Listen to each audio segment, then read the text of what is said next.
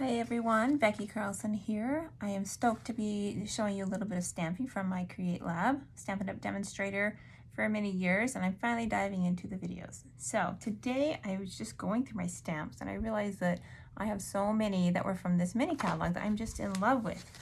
This is our mini catalog and it is going to be gone in June. I'm so sad. So if there's anything in here that you wanted, you definitely need to get it on it. So what I'm going to be showing today is this die set right here. This is the flowering dies, or the vine designs, and I absolutely love it, and I'm super sad that it's only in this mini catalog. But I'm going to be showing that and trying to talk you all into getting one because you know you need it, and pairing it with this set just a little bit because I love these words and how they have all these different things that go with them. So I'm going to be showing you just a couple cards using mostly the dies. Okay, so I'm going to start off with showing you how I teach my daughter to do this. So putting it all together in layers before we actually glue anything. So we're starting with our black card base. This is your regular A2 size. So we've got 5.5 by 8.5. And I cut some of our True Love designer paper. This is another thing I'm super sad is leaving. This is so much fun to color, and it just makes beautiful cards. So I'll show you some cards that I did coloring this side. We're just going to use a polka dot side for this. So this will be layered on here. And we're using this black glitter paper. You can use anything really, and you can even make your own black glitter paper. This, I believe, is from Halloween, so sorry. But then we're going to use the die. So I've already run it through my die cutting machine. This big square right here, this is the one we're going to use. So some of my friends are maybe new to die cutting, so when you have a detailed die like this, best thing to do is to take it right to your foam mat and use your picking tool and just run it over. Funny story, I was demoing this at a class and one of my customers was like, do you have the piercing tool? And I was like, yeah, I just don't know where it is. I can't seem to find it. Well, looky here, it's actually in the handle. So if you're a ding dong like me and didn't know that, that's where it is. So this is really good to get those little pieces that maybe aren't quite coming with the brush. It's also pretty satisfying to just poke things if you're that kind of person sometimes. But then you get it picking off here. You can just pull it off gently. So we still have a few things to push out here. Sometimes there's a little sticky. So when I run it through my die cutting machine, I make sure I stick it through like 2 or 3 times. And this part actually isn't going to make a difference. We're going to cover up a lot of this. So for this card, if some of these aren't coming out, not a big deal. These ones we will see, so we'll try and get these out. Of course, the one that I am showing you is not coming out great because that's Murphy's Law. The other ones I did today were absolutely perfect. So that's just how it goes, right? Moms know that. Kids look perfect till you take them out in public. Then they have everything they've eaten the last week suddenly appear on their face, or worse. All right, so you get the idea. So we're gonna pick that out there, a little bit there. I really do love this die. One thing you can do to get your dies to also cut through better is run it through with a dryer sheet a couple times. That kind of, I guess, lubricates it, and that makes it so that things come out a little bit easier. I think I have everything out. There we go. You should have been here for the last one. It looked even better. Okay, so we dump that out. Like I said, that bottom part's not gonna really matter. Maybe your OCD is kicking in and it's gonna matter for you. So if it is, go ahead and pick it out. There. Does that make you feel better? Probably. Okay, so we've got this out. We tore one. Good grief. Okay, so there we go. So now what we're gonna do is we're gonna layer this right on top of here. Look at how pretty that is. Can you see the shimmer? Oh my gosh, I am in love with this die. It's just so pretty and so simple. You don't really need a whole lot to go with it.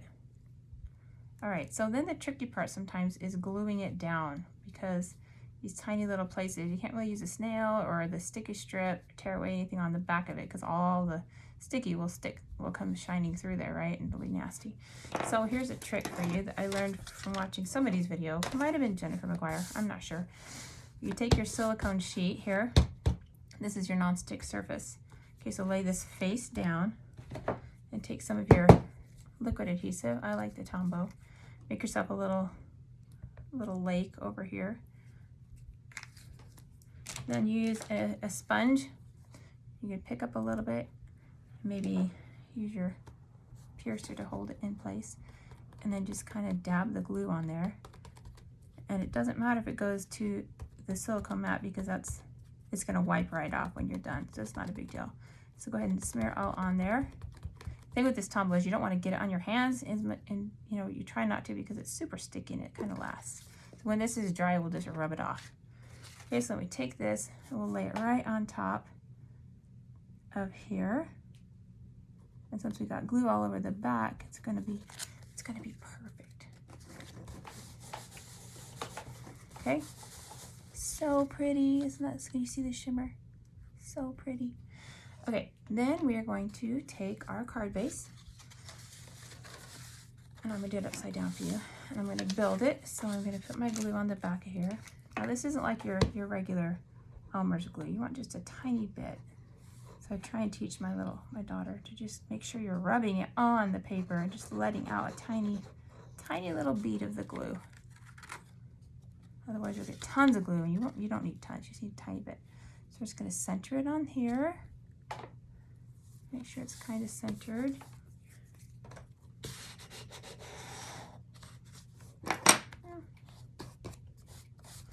Okay, and then we'll take this, we'll put it right on the center there. And I like to pop things up, so we'll use some dimensionals on here to give it some dimension.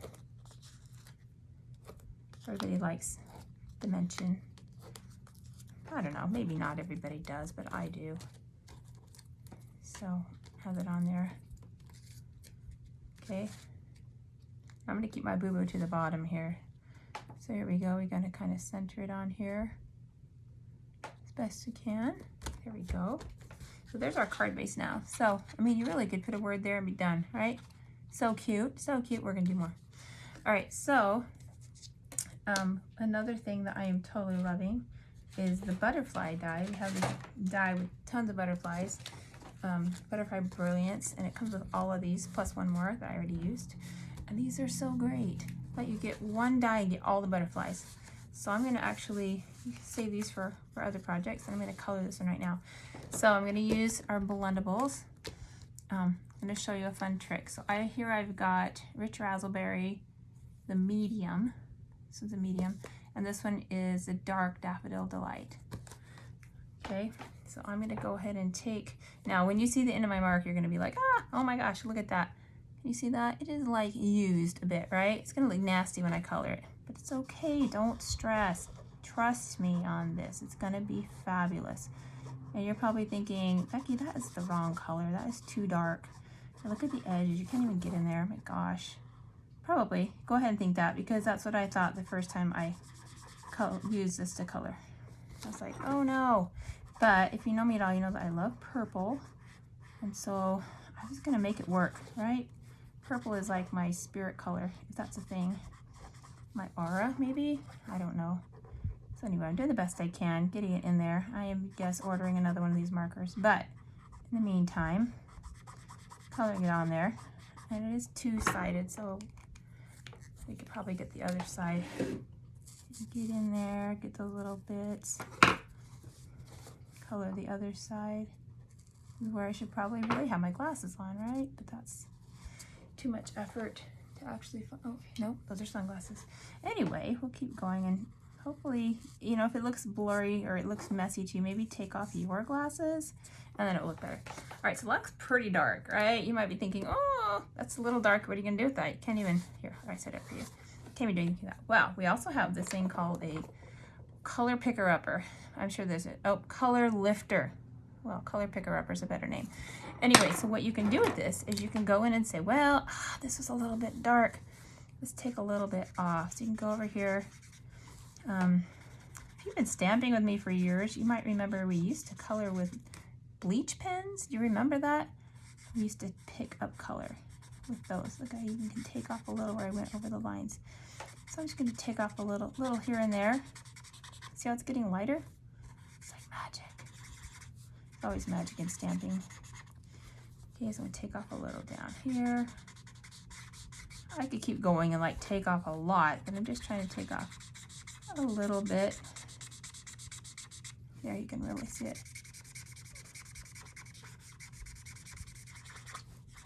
Okay, so that looks kind of cool. Maybe a little bit down here. Butterflies, you know, I don't know what color they really are because I just make them all the colors I want. And so I'm really glad butterflies don't complain because, you know, I'm going to keep doing it. Okay, so then I'm going to take my yellow and I'm going to go over those spots where I made it a little bit lighter. Now we can see some yellow, even though we had that really dark purple on there. Kind of gives us some little burst of yellow because I feel like yellow is a butterfly color and purple is a butterfly color. You can add it other places just to give it some dimension to nature. It doesn't have to be perfect. There you go. And then, you know, for years and years I would color my butterfly bodies black, and when you really look at a butterfly, they're not black, they're brown. So I use brown. Their bodies are kind of creepy if you ask me. They're kind of fuzzy little things. I kind of prefer not to look at real butterfly bodies, but the wings are what we look at. All right, so there is our butterfly. And again, if you're like worried about these parts or even outside the lines, you can take it off a little bit. Magic. Soften it.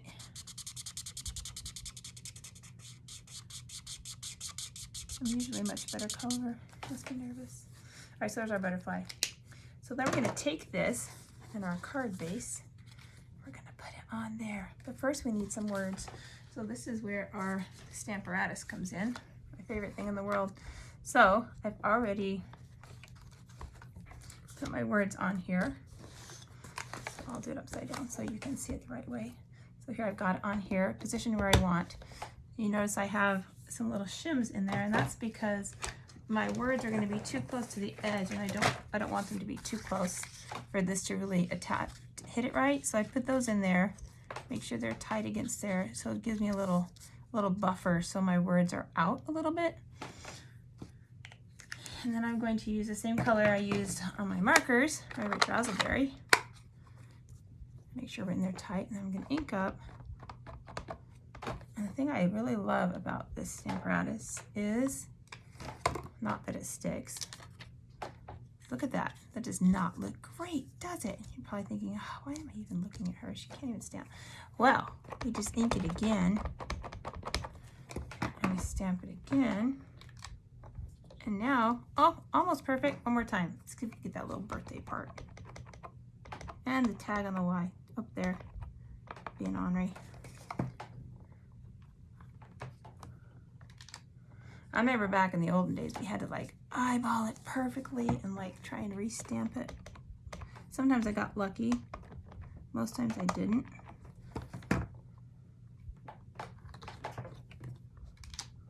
Haha, look at that. Try stamping 3 times perfect without this puppy here. That just won't happen. And here's our little sham.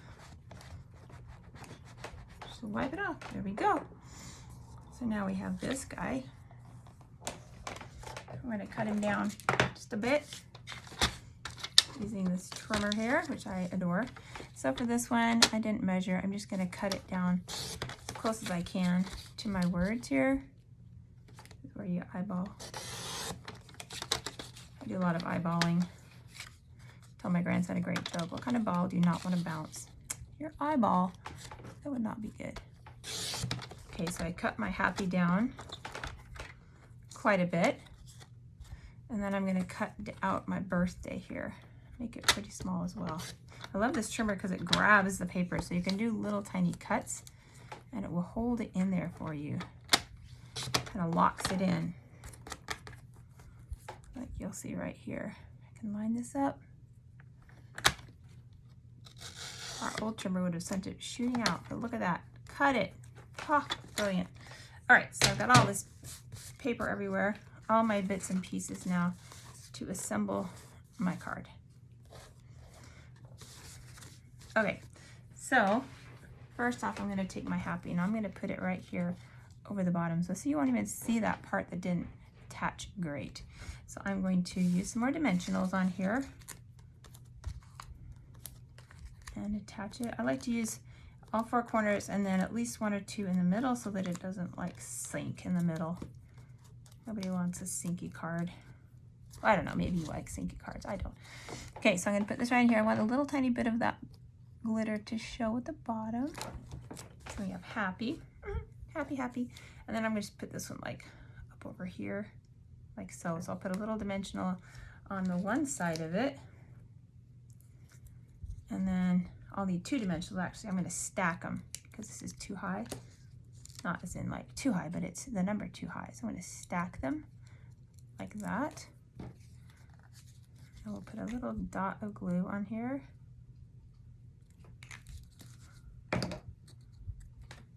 And just stick it right on there.